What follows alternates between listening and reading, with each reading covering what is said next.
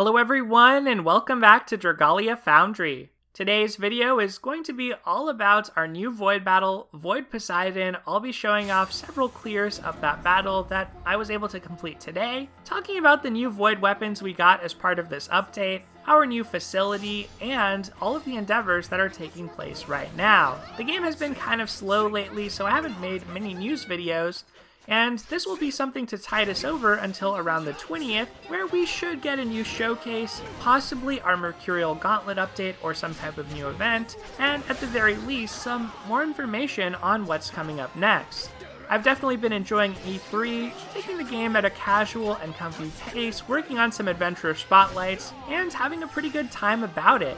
So as far as Void Poseidon goes, it's one of the easier Void battles in the game in my opinion, and it does feel like the easiest of the three Void Dragon fights. Basically, Void Poseidon has two main gimmicks. One of them is the whirlpool that surrounds him, and this whirlpool doesn't actually damage you, it just draws you toward Void Poseidon. It can be annoying if you're trying to avoid some of Void Poseidon's attacks, as it does reposition you and it can make it harder to combo off. But it's nothing that's so punishing like Void Agni's Scorching Air Res that you actually need to craft a Void weapon to get around it. Honestly, it's pretty easy to just ignore, and it's not necessarily worth crafting a Whirlpool Res weapon just to take on Void Poseidon. The other gimmick is more annoying, but particularly if you are a ranged character who relies on skill damage. The second effect that Void Poseidon has is skill resistance, which significantly reduces all skill damage that he takes. So lances, bows, blades, and wands are some of the categories that have access to Skill Res Penetrator, which can pierce through this. If your character heavily relies on skill damage like Maribel or a bow unit, then yes, this is probably pretty good for them and worth getting. Otherwise though, if they're a melee character, if you can just attack and force strike with them, like say with Galaranzel, then you can probably just ignore this as well. It's certainly the more useful of the two new weapons though, so it is worth a look if you're struggling with the fight and you're using one of those types of ranged characters. The other thing is, you don't really even need freeze res, even though Void Poseidon can inflict freeze. It's pretty easy to avoid getting frozen, and you can always attack your frozen allies to free them up. So I feel like the freeze here is kind of trying to represent the Aqueous Prison, where you attack it to free up your allies as well. Now as far as the battle goes, you can kind of see it here, but it goes by in a blur. It's hard to get a sense of the fight with how quickly we're clearing, so I also take it on in single player later. I do admit that this was my first time playing, and so I am getting hit by a lot of Void Poseidon's attacks, but it really didn't even matter in the end. With characters as powerful as Melody, you can probably clear this fairly quickly as well and not necessarily even need to use a healer. Then of course you have options like Maribel, who can debuff the defense of Void Poseidon, and honestly it's a pretty easy battle. It is a good reflection of High Mercury in some sense because she doesn't move around too much either, and it's pretty easy to dodge a lot of her attacks, but the big difference is Void Poseidon doesn't have a ton of HP like she does. So it's pretty easy to take him down in the amount of time needed for the speed clear. I don't think you even necessarily need stuff like Shapeshift Prep. All you have to do in this fight essentially is just keep attacking and try to dodge to the best of your abilities. So hopefully you can enjoy the gameplay I am showing off while I talk about the weapons and some of the other news that we got. The big winners out of this are definitely the series of High Mercury's Bane weapons that were just released. There's actually one of each weapon type, which is a first. They completed the entire cycle on the first run, and these are wind weapons that you can craft with materials from Void Poseidon that have skill prep of 50%, but more importantly, High Mercury's Bane of 30%. Which is a ton. That means they are more effective than the High Midgard-Stormer's Bane weapons and the High Brunhilde's Bane weapons, which only had 20%. And that difference is actually pretty significant. It means that these new weapons are more effective against High Mercury than pretty much any of the 5-star core elemental weapons. Those core weapons, of course, are more versatile. You can use them in more types of content like nightmare raids, master facility battles, and they will be very helpful to you. However, these new HMC Bane weapons are just that good with the amount of Bane that you're getting. so it is worth crafting them, in particular for some characters like Lancers. Silas, his is going to be great because of that skill prep. These characters had a tougher time with damage output to begin with, so they especially appreciate the bump. I would say the same is true of bows, where the bow 5-star provides a critical rate buff, which is fine, but it's not going to be as potent as just this increase in overall damage to high mercury. So any 5-star elemental weapon that had a buff before, including Durandal on Galarandal, which is a great buff with his kit. It's a great defensive buff. It can trigger strength double buffs. Pretty much all of those you can upgrade into a high mercury bane weapon, and you're going to be doing more damage in that fight specifically.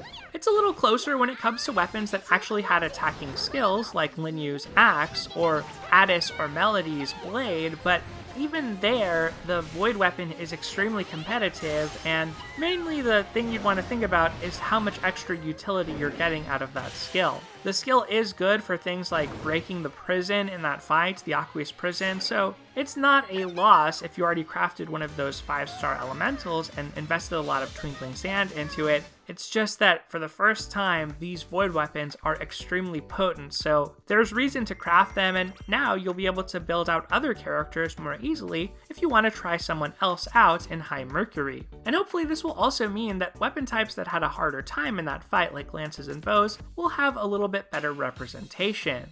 Other than that, the other new weapons we got were Hybernhilda's Bane weapons with full HP equals defense. Basically, they rounded out that collection, so now any water units can get that full HP equals defense, and so this is great. It just means easier access to other types of builds, more options. With that Beauty Secret Wormprint we got recently, any character can achieve 100% burn res now in that fight, but the problem was survival without Volcanic Queen could be an issue with that print setup. Now, with this full HP equals defense on these weapons, that becomes a lot easier, so that's a very welcome change. It means that more people can join the battle, and that's also pretty cool to see. Otherwise, the weapons we got were specific to fighting against Void Poseidon, but like I said at the onset, these are not really necessary. They'll make your life a little easier. The skill resistance penetrator ones are worth it to have if you're running a skill damage DPS unit, but if you're using a melee unit, you can basically just attack and force strike, try to debuff or cast buffs if you're, say, Melody, and yeah, you'll be fine.